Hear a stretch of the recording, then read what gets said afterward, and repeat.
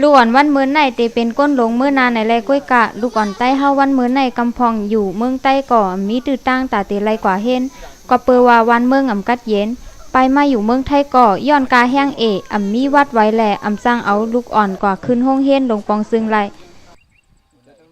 ลูกอ่อนใต้เสื้ออยู่ซ่อมแลนดินแหล่ในเซเว่งเมืองพังเสื้อนั่น3 ปุ่น1 ปุ่นอำมีตื้อตั้งตาเตไรกว่าขึ้นเฮียนเหมือนหนังเปิ้นก็เปอว่าถูกเด็กกาแห้งไรแหล่ป้อเลี้ยงกันกว่าวันกล้วย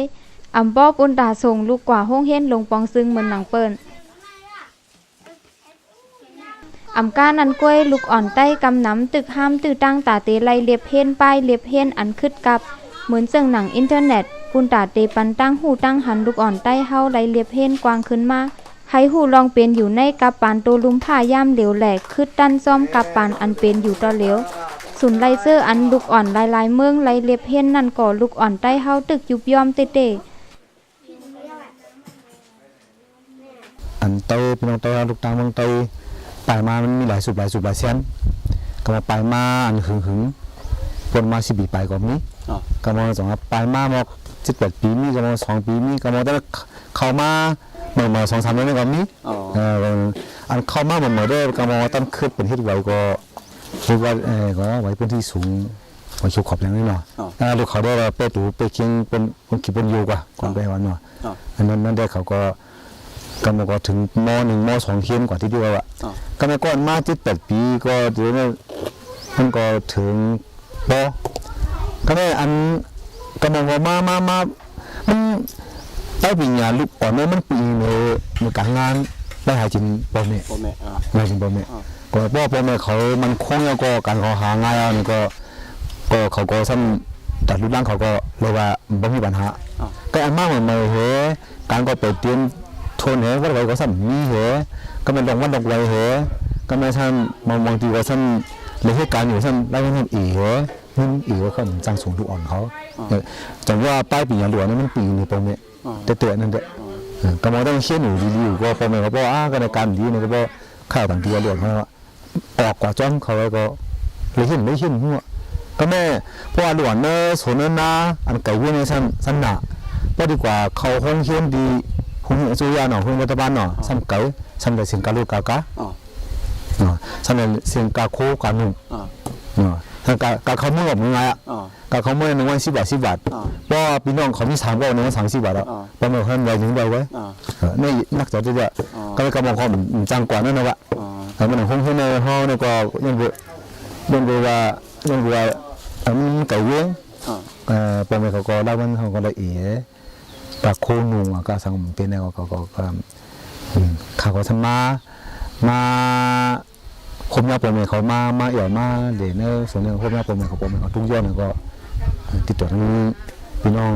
NGOเขามาเปิดวันหุ้นจริงไหมก็เลยได้แล้วว่าแค่หนูกันเลยมันเขาเลยเช่นเขาเลยโอกาสนี้เนื่องเป็นไต้ทำอะไรเช่นดีไต้ดีว่าหลวงต่างดีให้บ่กึ่งกลางเขาในเพื่อนเขาได้เยอะวะดีไต้ให้ได้ตึ้งไหนที่เนี่ยตึ้งบางทีก็ครูไทยเขาพอไทยเขาก็หน่อยจางคนไต้ม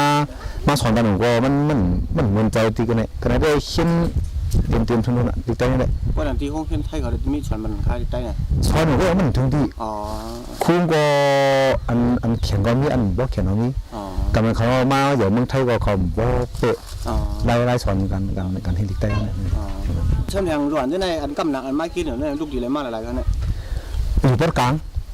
มึงได้ปอดกลางเนี่ยกำลังอยู่เกียงตองเกียงคำคงเขาได้การดีนังยังโคลำนะโคลำน้ำสิบนะโคลำเมื่อสมัยกีซียังมีพองนังสิว่าโคลำแนวอะ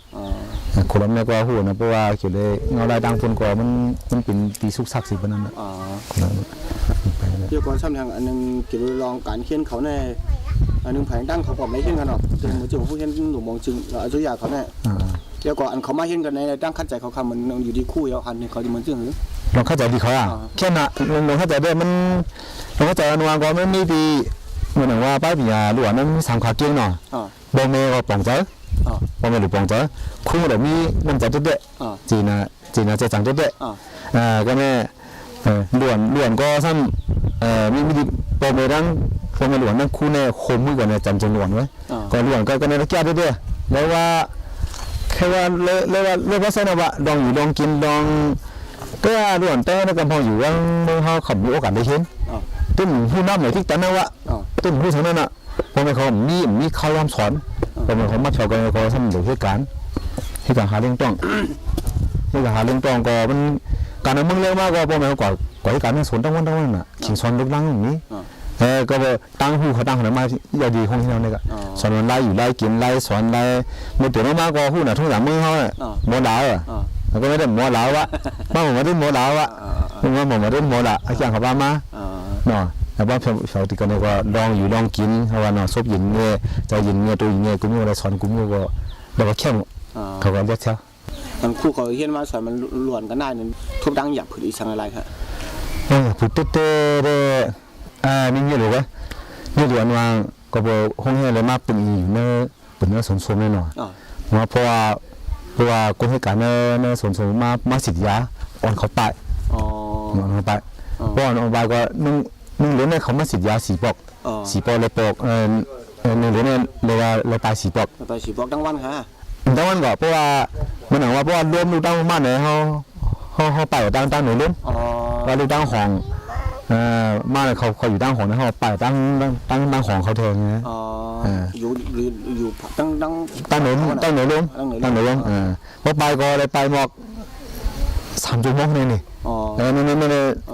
ในว่าหลุดขีดหลุดยามแต่ที่เห็นแต่ที่สอนเขานั่นในเรื่องก็ตั้งอย่างพูดเต้น